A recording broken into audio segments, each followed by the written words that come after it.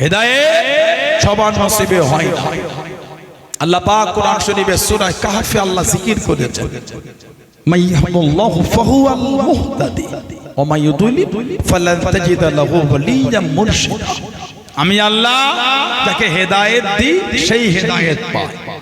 তাহলে হেদায়েতটা আল্লাহর তরফ থেকে হয়, তবে হেদায়েত পেতে গেলে আল্লাহর কাছে হেদায়েতটা চাইতে হয়। তাকেই আল্লাহ পাক হেদায়েত দেবে যে আল্লাহর দরবারে হেদায়েত চায়। তারপরেই আল্লাহ বলেছে ফালান তাজিদা লাহু ওয়ালিয়্যাম মুরশিদা, যাকে আমি আল্লাহ গোমরা করে দিই, যে গোমরা পথে চলে যায়, যে নোংরা পথে চলে যায়, সে কোনোদিন আমার ওলি বান্দাকে তার মুর্শিদ হিসাবে পাবে না। তাহলে একটা হাক্কানি আল্লাহর নেক বান্দাকে পাওয়াটা গায়েব হিসাবে, ওটা একটা হেদায়েতের রাস্তা। জোরে বলুন না। আমরা সূরা ফাতিহাতে পড়ি না, ইহদিনাস সিরাতাল মুস্তাকিম, আল্লাহ আমাদের সরল সহজ সিধে রাস্তার পথিক করে। সেটা কোনটা? তারপরেই আবার নিজেরা বলি সিরাতাল লাযিনা আনআমতা আলাইহিম, আল্লাহ যাদের উপর আপনার নিয়ামতগুলিকে আতা করেছেন। তার মানে যাদের উপর আল্লাহ রহমত দিয়েছেন, নিয়ামত দিয়েছেন, দয়া করেছেন, দরজা আলা করেছে, ওনাদের রাস্তায় চলাটাও আমরা আল্লাহর কাছে চেয়ে নিচ্ছি। সুবহানাল্লাহ বলে। খাজা হুজুরের রাস্তা, বড় পীর সাহেবের রাস্তা, বাহাউদ্দিন নকশবন্দ হুজুরের রাস্তা, মুজাদ্দিদ আল ফিসানি হুজুরের রাস্তা, মুজাদ্দিদুজ জামান হুজুরের রাস্তা, সুফি ফাতি আল ইয়াসি হুজুরের রাস্তা, কুতুবউদ্দিন বখতিয়ার কাকি হুজুরের রাস্তা, আমাদের জোয়ারিয়া সুফি সাহেবের রাস্তা। এই রাস্তাগুলো চলা হারোয়ার পীর গোরাজাত আব্বাস আলী গাজী হুজুরের রাস্তা। এই রাস্তায় চলাটা আমরা আল্লাহর কাছ থেকে চেয়ে নিচ্ছি। জোরে বলে। আমরা বলি সিরাতাল লাযিনা আনআমতা আলাইহিম, আল্লাহ যাদের উপর নিয়ামত দিয়েছে। এখন আমাদের সমাজ একটা রোগ ধরেছে, রোগ। এই নিয়ামত প্রাপ্ত ব্যক্তিদের আলোচনা করলে কিছু কিছু লোক মজাক মনে করে। খাজা হুজুরের কথা বললে হাসে, বড় পীর সাহেবের কথা বললে হাসে। আবার ওনাদের কাছেই বলবে আসিফ বিন বিলকিয়া, কে বলেন তো, যিনি সুলাইমান আলাইহিস সালামের দরবারে একজন ছিলেন। ইসমে আজমের আমল ছিল ওনার, ইসমে আজম ওই আমল ওনার ছিল। বিলকিস রানীর সিংহাসনটা আনতে হবে, সুলাইমান নবী দরবারে বলে দিলেন। সুলাইমান নবীকে আল্লাহ এত আল্লাহ দরজা দিয়েছিলেন, জালাল, এত মাকাম, উনি প্রত্যেকটা বিষয়ে, প্রত্যেকটা আল্লাহর সৃষ্টির ভাষাটা হুজুর বুঝতে পারতেন। যারা বললেন না সুবহানাল্লাহ। হেঁটে হেঁটে যাচ্ছে পিপিলিকাদের একটা দল, পিপিলি একে অপরের মধ্যে বোঝে, পিপিরে দলেরা তাড়াতাড়ি গর্তে ঢুকে যাও। ওই সুলাইমান নবীর দল আসে, ইয়া আইয়ুহান নাহলু উদখুলু মাসাকিনাকুম, এই পিপিলিকা দলেরা তাড়াতাড়ি গর্তে ঢুকে যাও। ও সুলাইমান নবীর কাফেলা আসে, ওনারা আমাদের পিছে দেশে উদখুলু মাসাকিনাকুম, এই যেই বলেছে ওই কথাটা হুজুর শুনে ফেলেছেন। হুজুর কাফেলারে দাঁড়িয়ে ওই পিপিরেদের ওই কথা শুনে হুজুর মুচকে মুচকে হাসছেন। বলুন না সুবহানাল্লাহ। এত আল্লাহ ওনাকে আলা দরজা দিলেন। 2 মাসের রাস্তা উনি একদিনে অতিক্রম করতেন। 2 মাসের পথ একদিনে যেতেন সুলাইমান নবী। হাওয়া, ওনার হুকুমটা হাওয়ার উপরে চলতো।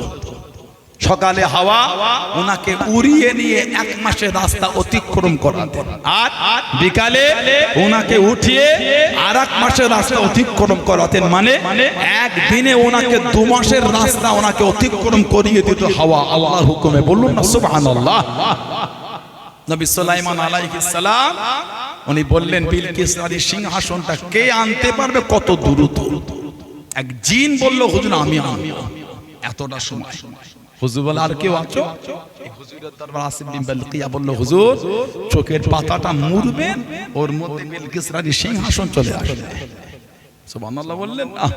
এবার বলে সুলাইমান নবীর ইজ্জত বেশি না আমার নবীর ইজ্জত বেশি? আলহামদুলিল্লাহ, আল্লাহ আমাদের নবীকে নবীদের ইমাম করেছেন। সুবহানাল্লাহ বলে।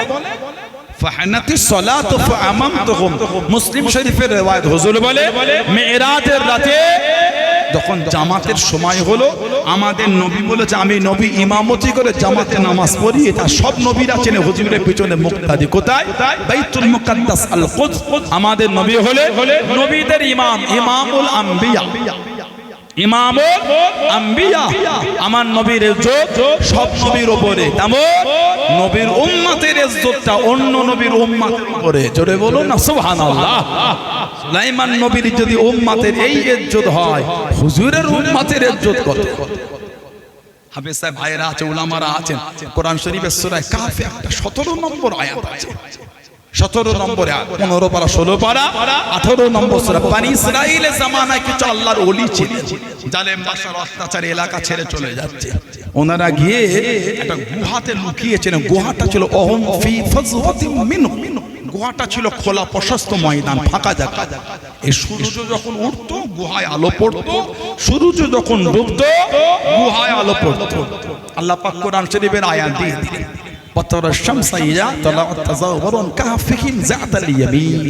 আল্লাহ বললেন সূর্য যখন উঠতো, সূর্যের রাস্তা ছেড়ে ডান দিকে ঝুঁকে গিয়ে উঠতো, মানে সূর্যের আলো ওই গুহায় পড়ে আল্লাহর ওলিদের কষ্ট না হয়ে যায়।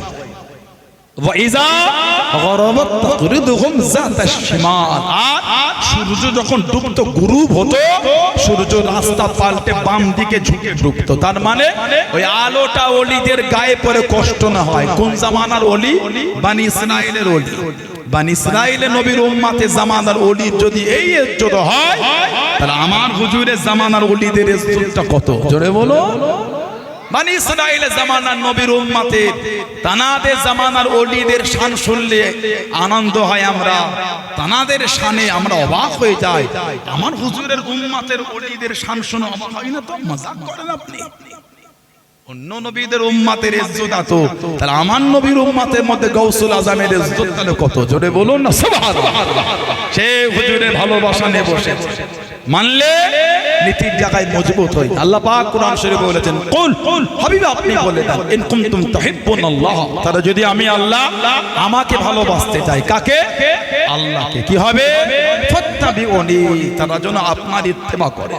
যারা আপনার ইত্তেবা করবে, ইহবিবুকুমুল্লাহ, আমার আল্লাহ বলেন আমি আল্লাহ তাদের ভালোবাসবো, আর ওয়ায়াগফিরু লাকুম যুনুবাকুম, আর আমি আল্লাহ তাদের জীবনের গুনাহগুলি মাফ করে দেবো। কাদের? শর্ত একটা, আপনার